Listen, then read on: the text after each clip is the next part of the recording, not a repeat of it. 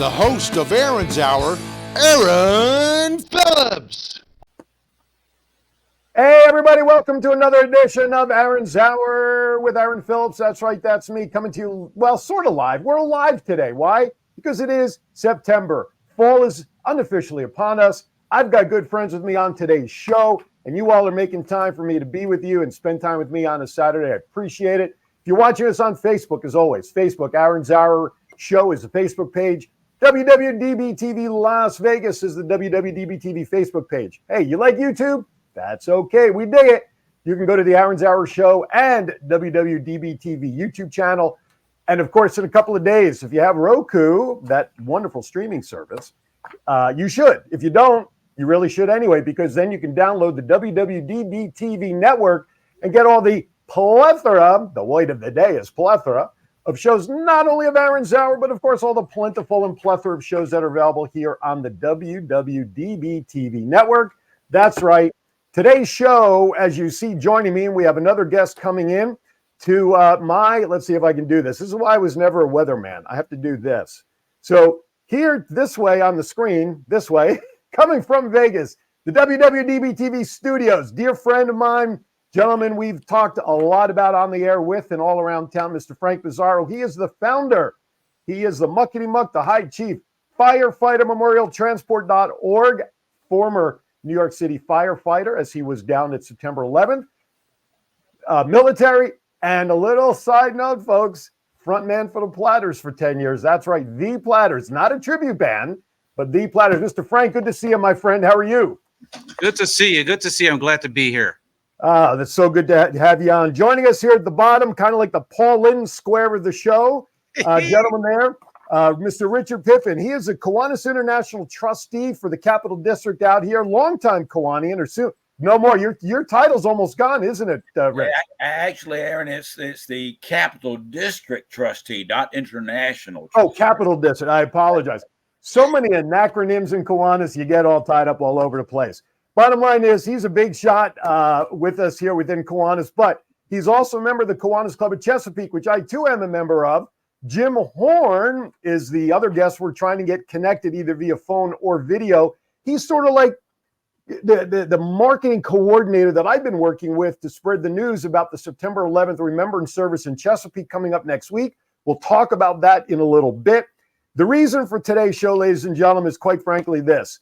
We all know where we were 23 years ago when everything happened in the span of, 12 minutes or almost 30 minutes, two towers that had stood the test of time, withstood a bombing in 1993 and really would made up a huge part of the New York City skyline, was taken out. And we're not going to get into the political reasons. That's not why we're doing this show. The folks that you see here on your screen, and Jim to come in and JPEG there in the studio, when all this went down, we all felt the sense of sadness and, my God, the worst incident on domestic soil since Pearl Harbor and all those things. And for a year or two or three after the event, ladies and gentlemen, you saw red, white, and blue everywhere. Right, guys? Would you agree to that? That's Absolutely. Right. Flags were out. Everything was, and then all of a sudden something happened. Listen, society changes. We get that. Things happen in everyday lives. We had 2008, the economic crash. We had COVID a couple of years ago, which shut everything down. And we seem to have lost a sense of, I don't say purpose, but we've lost a sense of patriotism. We've lost a sense of who we are as a nation, as a country, because there are too many things around the world and in our own country that are dividing us. Something like September 11th brought us together 23 years ago in the worst possible way because of what happened. But yet the amount of patriotism, the red, white, and blue flying on cars and tags, and we will never forget, and not a political statement here, but to see George W. Bush standing on top of that heap, talking to the first responders and everybody there. And then, of course, as a baseball fan, watching him throw out what was probably the best ever ceremonial first pitch during a World Series right down the middle of the plate. Did not want to put on a bulletproof vest because he was afraid it was going to inhibit his throw, because he did play ball for Yale back in the day, plus was a co-owner of the Rangers. But we've lost something. We've lost something in this country, and I think to a certain extent, I think it's a sense of purpose. Call it patriotism, whatever you want. But September 11th, we all get that feeling again. But now how do we sustain that? how do we get the sense of purpose as a country that's united for a common cause and a common direction, even though we all may believe different things, and that's okay. That's what this country's all about. But gentlemen, I ask you, Frank, you were down there. To this day, still, you were a firefighter a long time. You were there on the front lines. You were there, recovery and everything. You're still have many effects because of that, and we'll get into some of that down the line. You, above all, you carried the American flag for us that day, so to speak, by representing us and doing what you could to find survivors and try to get us back to normalcy. Give us your feeling about where the state of the country is, even remembering September 11th after all of that devastation. I mean, you made a good point. It's usually when something major happens here that we remember that we're the United States of America, and we do have short memories, and we also are affected by whatever's near us and whatever affects us directly. And I think we need to get back to remembering that as one country, anything that affects any particular part of the country affects us all. And so I think that's where we need to refocus, especially in this time of great division. Yep. Remember, it's not about winning or losing. It's about what's good for all of us. Pip, what's your thought on that? The test of time, I think, has been one of our real downfalls in remembering. We need to educate our children more because, us old guys were there. We saw it. And unfortunately, it takes something drastic to bring us together, it seems. That's an unfortunate circumstances in our country. If something like this happens, we seem to pull together. But over time, we sort of, we take for granted what we have and the freedoms we have. But the children, I think, are not being educated as to some of these things. They taken a lot of history out of classes, and the parents, even the parents of the younger group now that weren't here in 2001. But right. I think those are the issues that are keeping that we're slowly losing that never forget attitude. Right. One of the things that I tried to do, I've kind of tapered the show name from Aaron's Hour with Aaron Phillips to Aaron's Hour with Aaron Phillips Coast to Coast. And I'm so glad because now here, I'm here in Virginia Beach. Rich is in Virginia Beach, Chesapeake. I've got Frank out now in Vegas. And I think Jim Horn now is on the line with us. We'll get to him in a second because we're really talking about something that has to be a coast to coast, east, west, north, south thing that we continue to carry. Recently, I was in New York City. I was down at the World Trade Center. And what I found interesting is, how melancholy that whole area feels, of course, but the different countries. I read a stat this morning, 115 countries around the world lost at least one representative from their country, whether it was the day of the attacks or the aftermath due to health reasons. And you heard it was like the United Nations walking around the World Trade Center memorial pools there because it affected everybody. And I think I don't want to keep sounding like we're beating a dead horse here and saying the same thing over and over, but patriotism and the feeling of we shall never forget, I think is creeping in a little too much. On the phone with us, let me go to Jim Horn. Jim Horn, also a member of the Chesapeake Kiwanis Club. And Jim and I have kind of been working on, we'll just say PR and getting the word out about what Chesapeake is doing next week on the 11th. We'll get to that in a bit. Jim, we were just kind of talking about the sense of we will never, we should never forget, it was around us the first couple of years, no matter where you went, we all bled red, white, and blue. But now we'll just say complacency for the sake of a different description. What's your feeling on where the country stands and where we should be in remembering the events of September 11th, Jim? Well, first of all, can you hear me all right now? Yes. Okay. Aaron, I'm glad that you've come on board with this because to me, I'm a retired military man, and one of the things that I'm noticing over the past few years is the lack of attendance to these memorial ceremonies. And it just, to me, it kind of breaks my heart that people are starting to forget what the first responders and just the civilians, policemen, firemen, and everybody had to endure that day and doing everything they could to help people. And in the process, losing over 3,000 lives, and there's like 6,000 people that are still living with effects of being in the area. And I just think it's kind of sad that our country can't take a few moments and express their thanks for what these people did. And I'm so glad you said that. You know, I was not around at the time that Pearl Harbor, you know, was bombed, and that was well before my time. World Trade Center casualty, from what I read, and gentlemen, please correct me if I'm wrong, because, you know, Frank, you were there and you guys probably know more than me anyway, that the amount of lives lost on September 11th actually superseded the lives lost at Pearl Harbor. Is that correct? Is that a correct number? That is correct. So here we are, September 11th, the worst domestic act of terrorism that costs the most amount of lives. And yet I think more people at times will tend to talk about Pearl Harbor and what happened and Hawaii and all that devastation before they bring up 9/11. And I'm not saying one is, I mean, they're both the same in terms of devastation in my mind. I lived this one. I grew up with the World Trade Center towers as part of the skyline right across the river from where I grew up. Frank also being a New Yorker, same thing. This was our backyard. And to see the devastation and to go back there a couple of weeks ago is just nuts. And Pip, you bring up something interesting about history, because when I work in the schools, and I'm in an elementary school, so perhaps the curriculum is a little different there than in high school where we learn history, but they call it now social studies. And I don't know that history is being taught the way it was when I was in school, when you fellows were all in school. So I wish, I agree with you.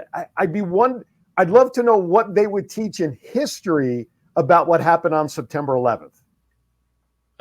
You know, that's a good question, but you know, the schools have, because of various reasons, have blocked some of the things in our history. I mean, they're still part of our history, no matter whether we like that part of the history or not. Mm-hmm. But when it gets to our wars, unfortunately, you know, we were furious when we were attacked. That's the first time, like you said, since Pearl Harbor that we have been attacked on our homeland, and that brought us together. But how we communicate that to our younger people and our parents of the younger people who weren't even there at this point, it is difficult. But yeah, the schools need to do a better job, in my opinion, of teaching history to all levels of our children, so they know what happened, whether it was good history for them or bad history for them. They just need to bring it back to our classroom. Right. Yeah. History is history, whether it's good history, bad history. History is history, and we need to do better from there. I remember that morning coming down the steps from my upstairs, getting ready to get started for the day. And usually I turn on ESPN because I'd rather watch sports highlights and sports news. I'll go to my local channel. I'll watch the little byline crawl on the bottom for local news one time. That's all I need to hear. But of course, that morning, all the news channels, and I had just missed seeing the first plane hit the first tower. And I remember the news reporter, because at this point, it wasn't even local TV. It was all the national channels covering it, that they were saying, not sure if the pilot maybe had a heart attack or something like that, causing him to collide. And then I'm yelling up to my wife, "Hey, babe, you know, we better get out, turn this. Yeah, this just happened." And then within seconds, I turn around, and then now we see the second plane hit, and I was frozen. And now there was silence by the reporters because they didn't know what to say, you know, when that second plane hit. And it affects us. There are moments in life where we know where we were in history. When the shuttle blew up, I know where I was. This event happened. Everybody can go back to the wars. Look, this is the biggest devastation since Pearl Harbor. But let's not forget, the World Trade Center was bombed in 1993, which at that time was designed to try to take out both towers as well. And also, of course, the Oklahoma City bombing, where the federal building down there was destroyed. But this one is the biggest impact on domestic soil. All right, what I'd like to do is this. I want to step aside for our first break. I do have to pay a couple of bills. When we come back, I want to get Frank's take. He was there. What was it like? I've got some interesting information that I'm just going to share about some interesting tidbits of facts. We'll talk about perhaps what Vegas is doing. Frank is usually out and about town on 9/11, providing his great voice to to participate in some of the services to sing. We have something going on with the Kiwanis Club at Chesapeake next week, which we'll talk about. And by the way, as you folks are watching this, I'd love to see your comments in the chat room. What events do you have going on in your area for September 11th for Remembrance? You're watching Aaron Zauer with Aaron Phillips, coast to coast. I've got Frank, I got Pip, I got Jim, and yeah, I have to claim Styles because nobody else will. We'll be right back. Are you feeling overwhelmed or stressed? Remember to take a moment for your mental health. At the Mental Health Moment, we believe in the power of self-care and community support. Our mission is to encourage and empower individuals across generations to prioritize their mental well-being. Our program called CARE takes you through community, awareness, resources, and education so we can support you every step of the way. Join us at the Mental Health Moment. Visit our website or follow us on social media because your mental health matters. Remember, take a moment for your mental health. Are you looking for someone to provide training to your staff? Do you need a motivational speaker about how to handle change? Do you have an upcoming event that needs an MC to handle those responsibilities? Well, look no further than longtime Las Vegas radio personality Aaron Phillips.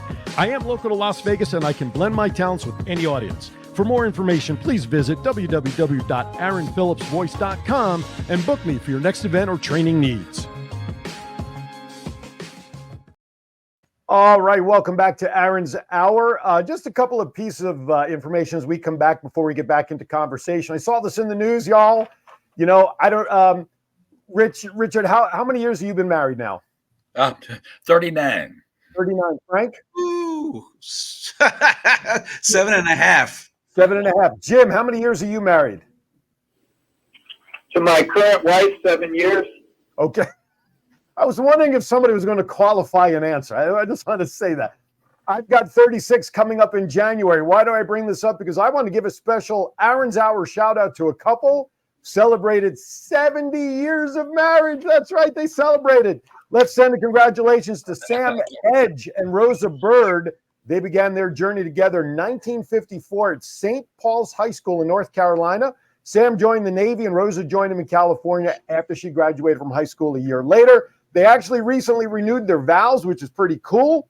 Let's see. Rosa was a hairdresser for 30 years, and then she worked for the Virginia Beach school system for 16 more. They've been in Virginia Beach since 1985.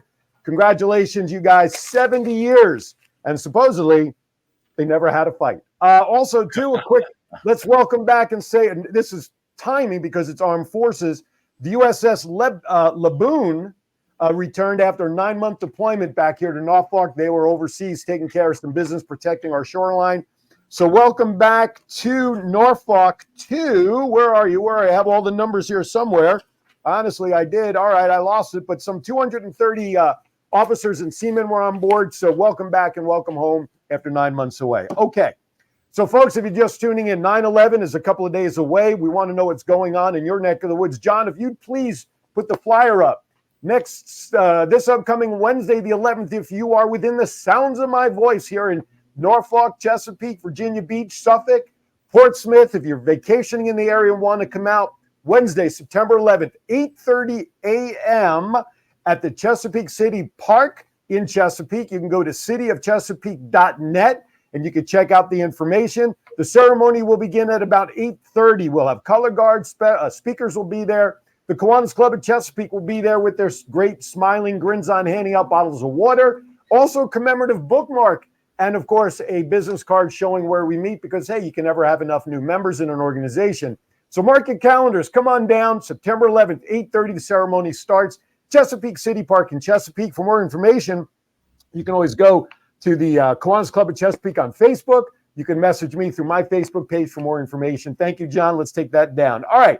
So, and again, I hope I've been sharing this thing for weeks now, and hopefully we'll have a great turn. I know we will. All right, Frank, let's talk about Las Vegas as long as we're talking about events. What's happening in Vegas? Or I'm sure you got to be doing something that morning, as you always do. What's happening there to commemorate 9/11? I do the annual National Anthem 9/11 event over at Station 5.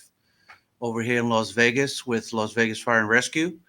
That location has a piece of the World Trade Center steel and they do the ringing of the bell at the same time that the first tower came down, and that's our annual event. And then I got to get on a plane and head over to New York. I got an event over there on the 12th, so it's going to be a busy anniversary this year.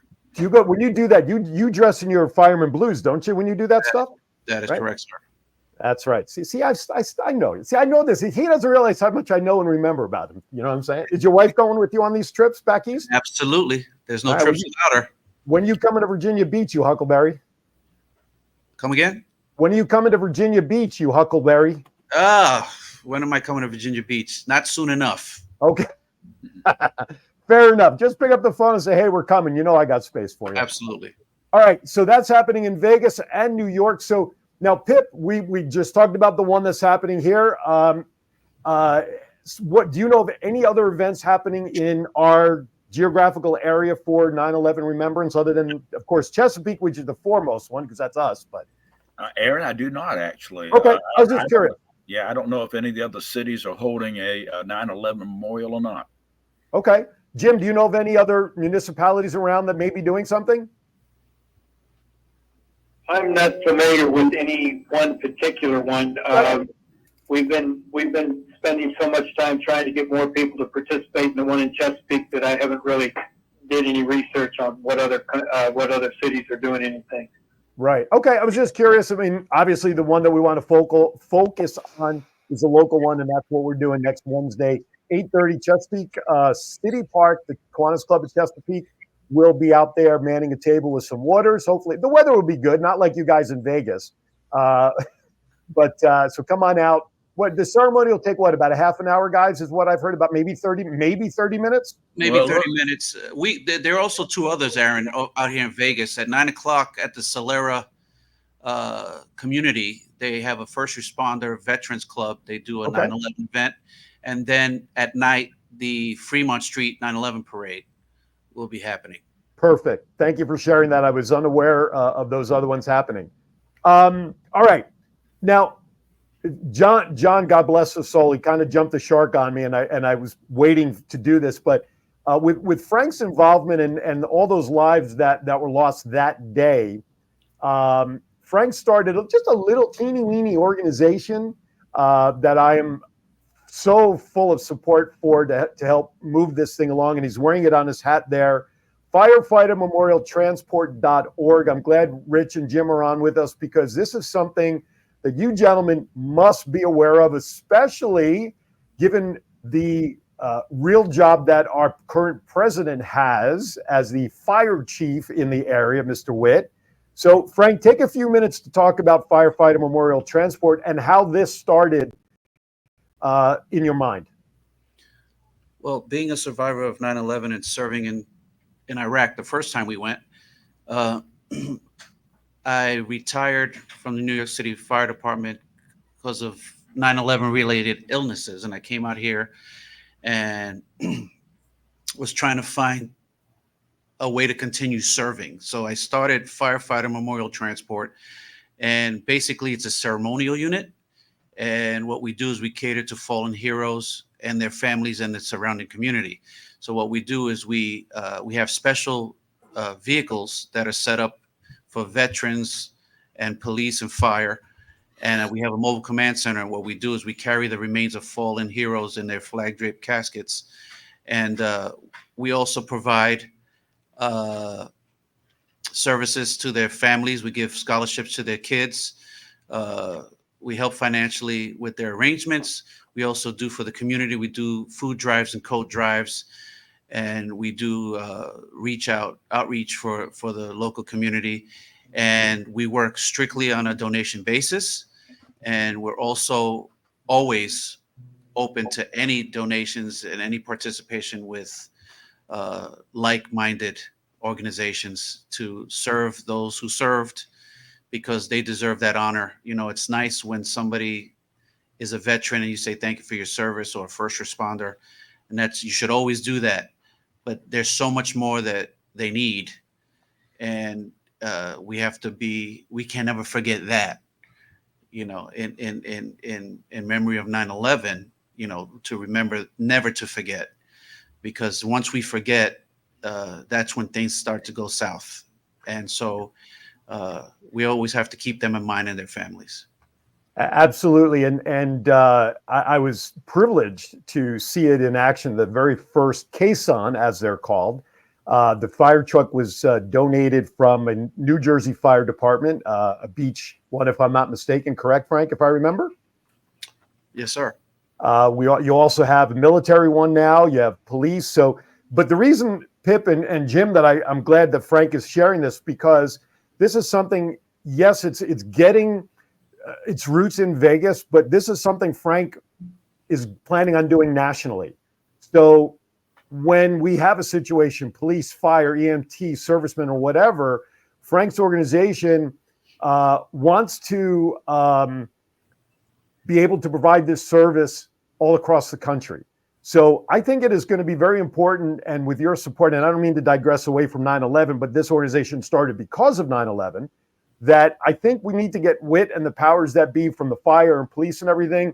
We need to give Frank an audience with these people, and we as a club, Kiwanis, I'm not turning this into Kiwanis Connects, but we here can be a forefront major support for Frank in breaking into the East Coast, in our Virginia Beach, Norfolk, Chesapeake area, given who our president is, and let's get them in touch, and let's provide this service to all of our fallen heroes and let them go out the way they should, being honored within their first responder or military position. So how's that sound?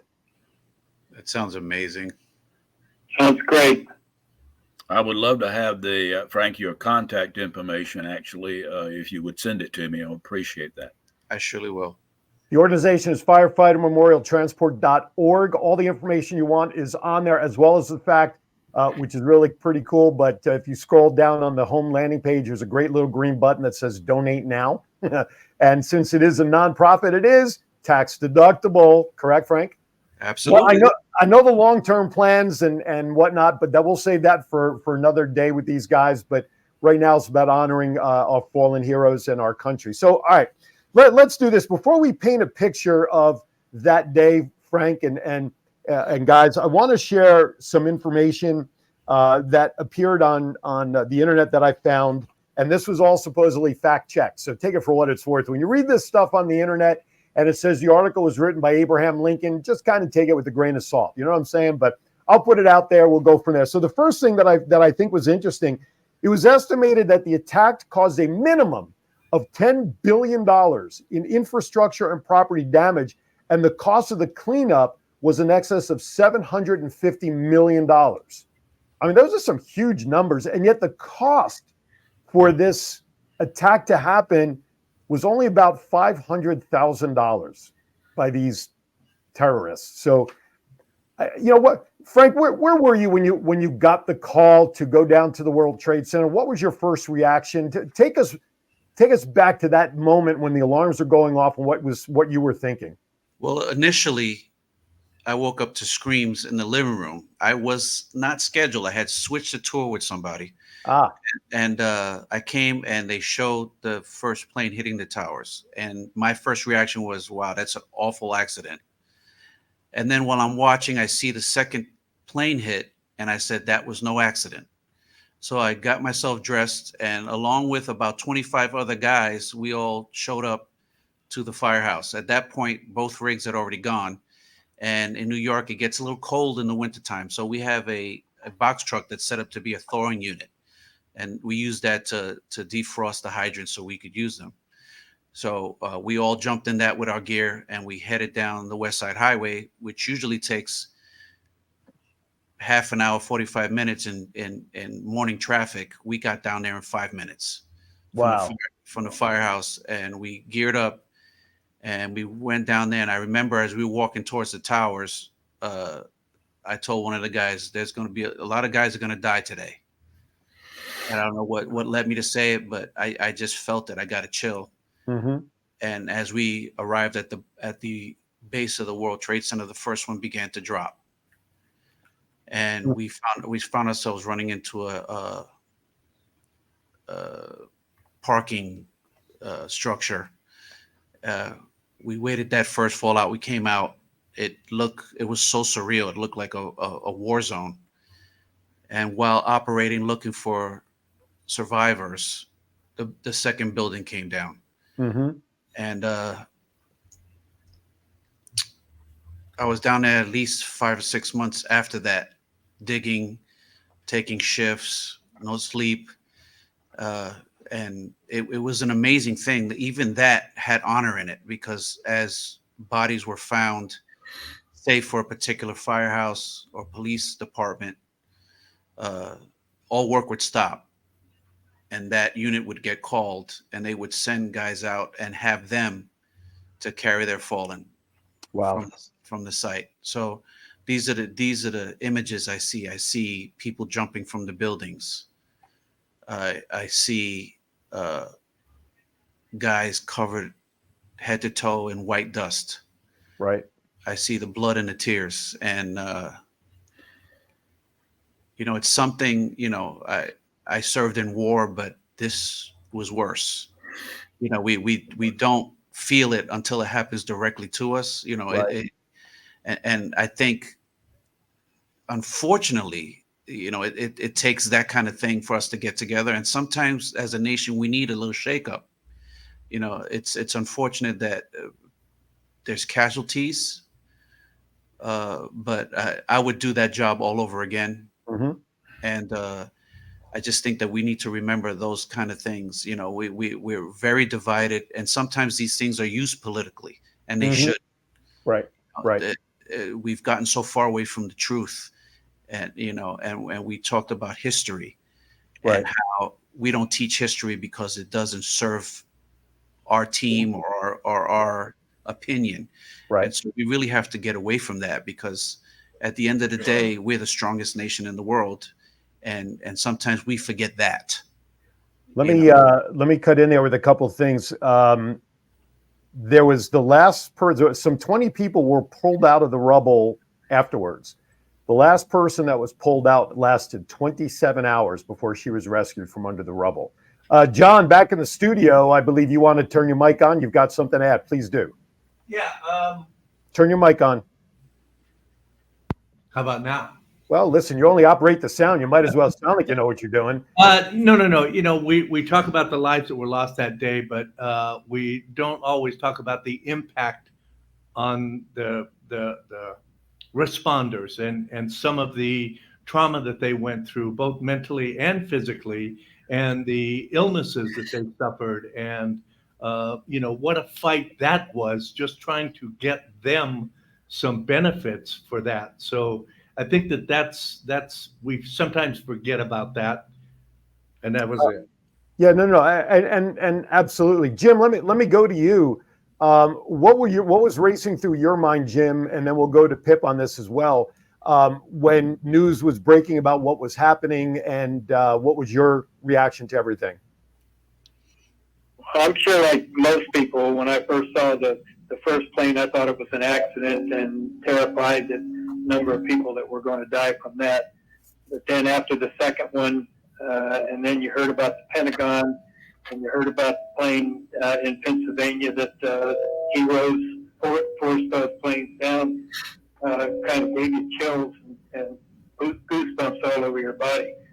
But that was my first reaction. But can I bring up just a couple of things? And yeah, sure. Yep. One was, is that a national day of flying the flag at half mast? Does anybody know? As part of the commemoration? Yes. To the best of my knowledge, I don't believe there's anything federally mandated, but we could verify that. If it's not, I don't know who has the power to do that, but if there's any reason to fly a flag at half mast, that certainly has to be one of the top priorities.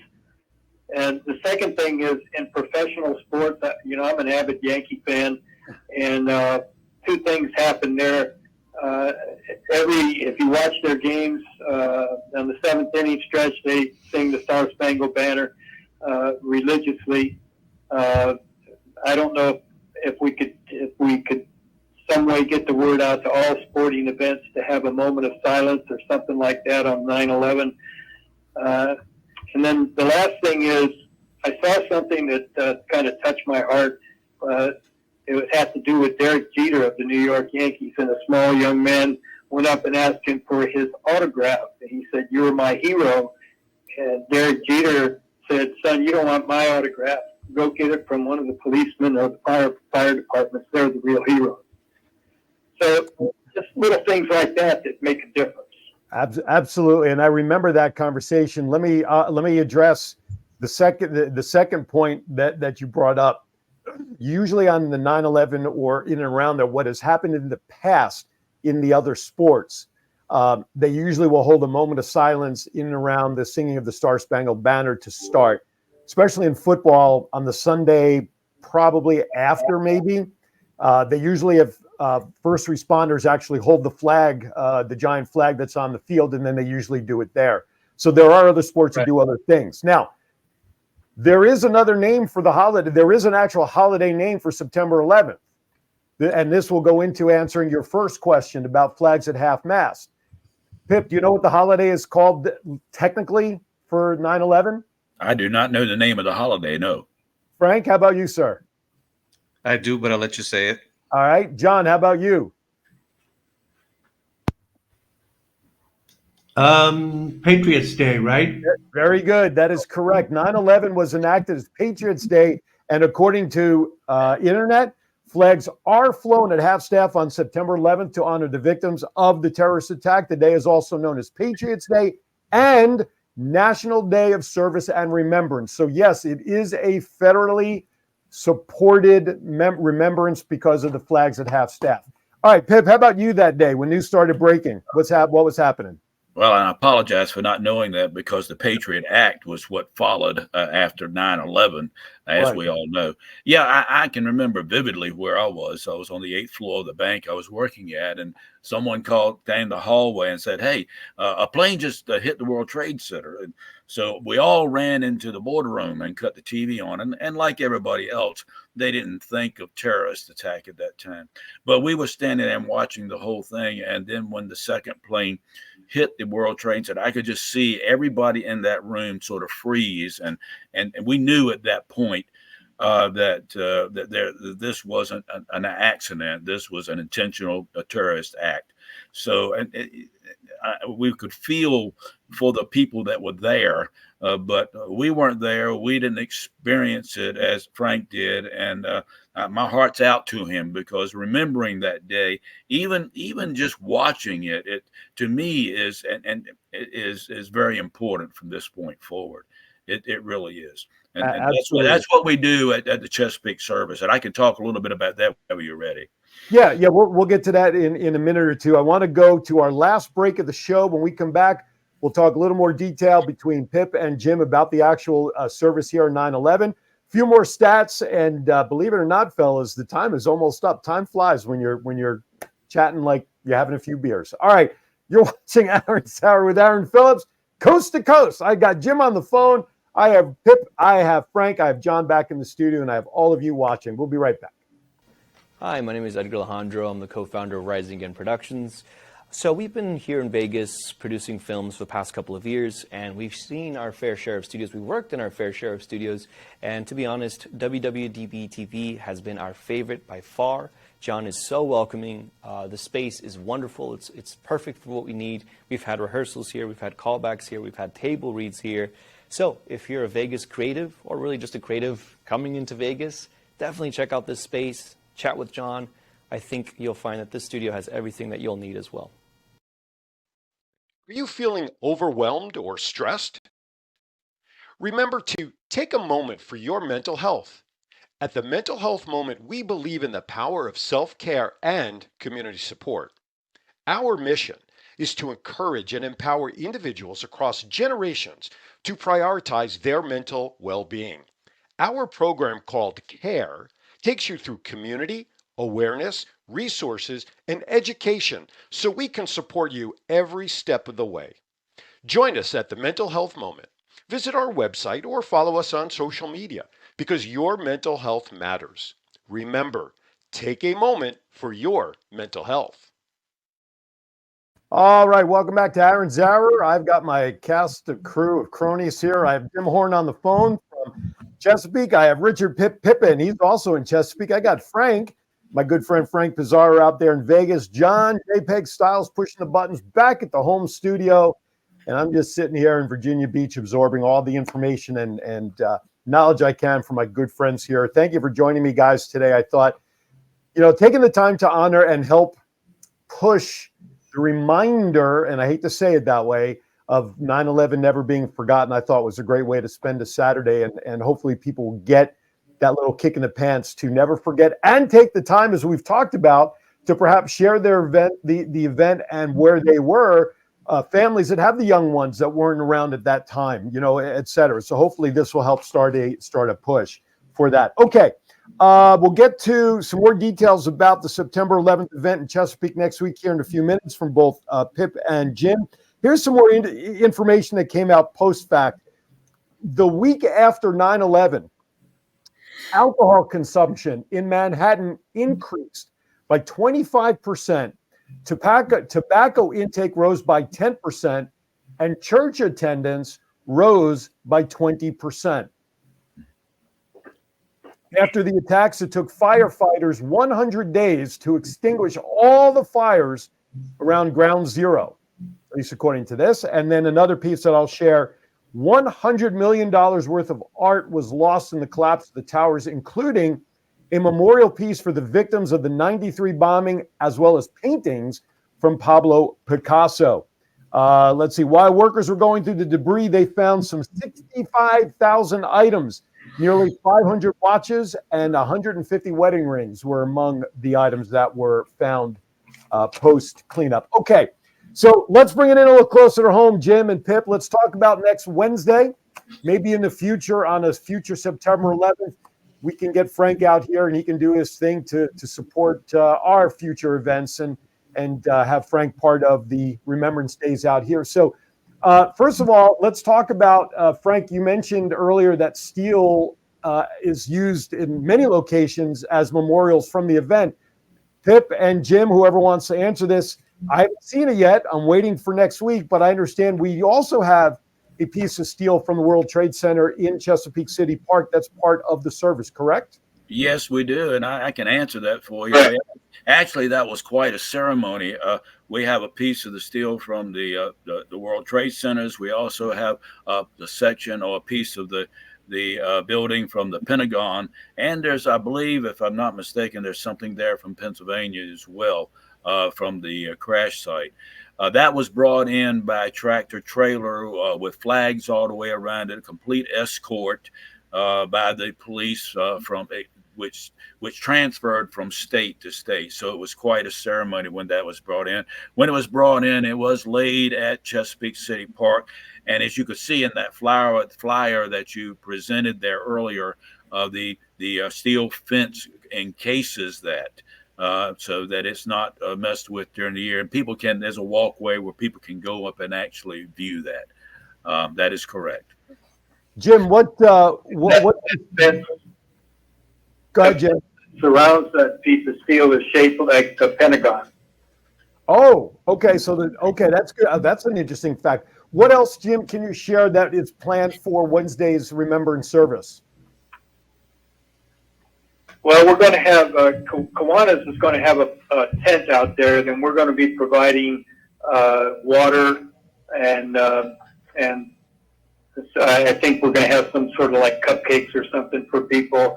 We have small miniature American flags that we're going to hand out as people come in, and that they can, keep and take with them.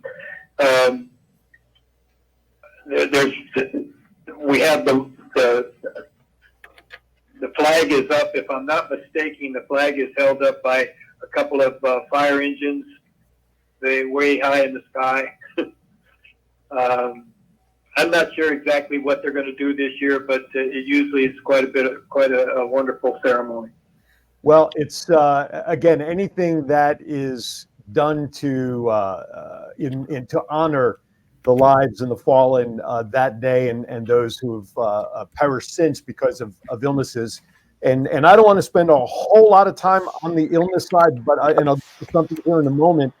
When the National Guard went after Flight 93, the two pilots who took to the air did not have time to properly arm their jets. The pilots knew that if they intercepted a hijacked plane, they would have to fly their jets into the aircraft with no guarantee of their own ejection. In other words, these brave pilots basically went on a suicide mission. The employee who gave the order to ground all planes that day, because if you remember, planes were ground for 3 days, if I'm not mistaken, was the timetable. Nothing was up in the air except government planes for safety and security. But the employee who gave the order to ground all planes after the horrible attacks was a gentleman by the name of Ben Sliney, Sliney, and it was his first day on the job. Oh, my God. How about that for a first day, huh? Canada, I would have asked for extra time off after that. That's for darn sure. Canada took in 255 diverted planes from the United States that day. And of course, the Canadians took care of our stranded passengers by feeding them and such. Over 100 search and rescue dogs were deployed to help find survivors in the rubble of the towers. And of course, all of this is being done as a reminder of the events that unfolded and why something like this can never happen again. $5 billion was the cost for debris removal, $14 billion for reconstruction in that area. $3 billion in overtime payroll was paid to uniformed workers.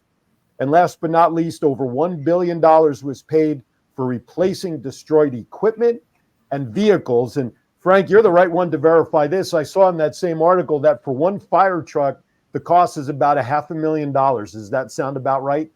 It's actually more. It's more now. So when you're spending $1 billion and it's costing more than $500,000 for one fire truck, the numbers are just staggering for sure. And when I walked out of the the Oculus, which is now the mall of stores of where the train comes in under what used to be Penn Station, you walk out on the one side, and there is engine company, I want to say number 10, if I'm not mistaken. I took a picture of it and showed it a couple of weeks ago. When we walked out and we started walking to the fountains, I said to my wife, I said, what I really will want to do when we're done is I want to go across the street and maybe chat with them, maybe do a little interview with somebody. But I can't imagine, Frank, you said normally your firehouse was about a 30-minute drive to the site, and that day, for whatever the reason, took you there a lot quicker. But this firehouse, folks, was right across the street. Stand outside your front door and look right across the street to your neighbor's door. That's how close Firehouse or Engine House number 10 was to the World Trade Center event. I can't imagine what they must have felt, the ground shaking with the explosions, the they're right there. And unfortunately, by the time we walked around the parks and got around the other side, we're on the back side of everything, and I never made it back around. Side note, though, if anybody does plan on traveling to the World Trade Center Memorial, they have a beautiful museum there, but don't go on Tuesdays. The museum is closed on Tuesdays. And the day I was there was a Tuesday, and I never went inside. So mark that down, though. But go any other day of the week. Just don't go on a Tuesday if you want to go inside to the museum. And those who have gone and want to see it and check it out, I'm just going to say this.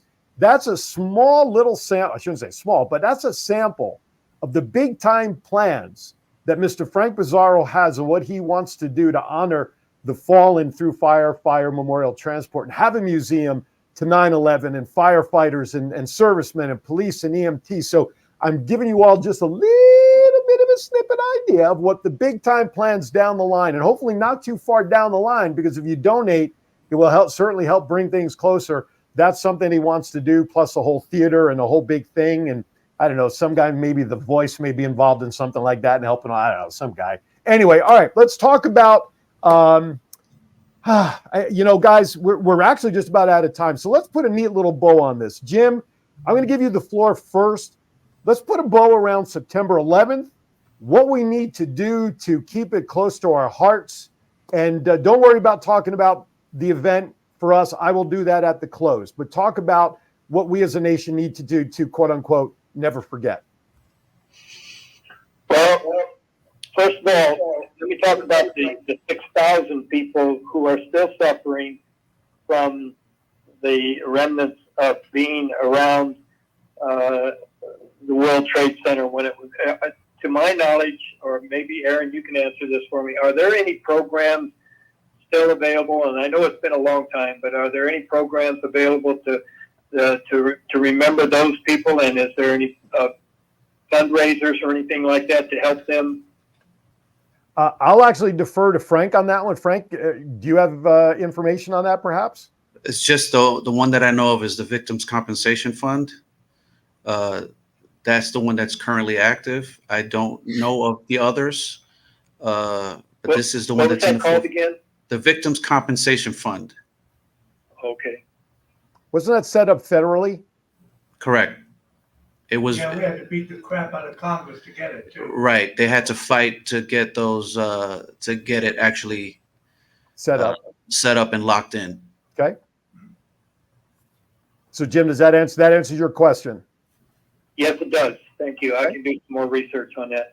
Other than that, I think, in my opinion, we're starting to realize, or more people are starting to come to the fact that this is an event that's being less and less on people's minds all the time. And in some respects, that's good. But in other respects, we need to make sure that people are aware that it come out one time a year and give thanks to the services that they provided.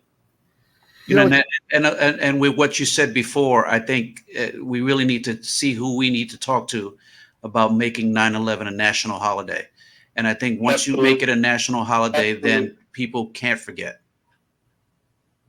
That's a great. From what I understand, it's not being mentioned very much in the schools for whatever reasons.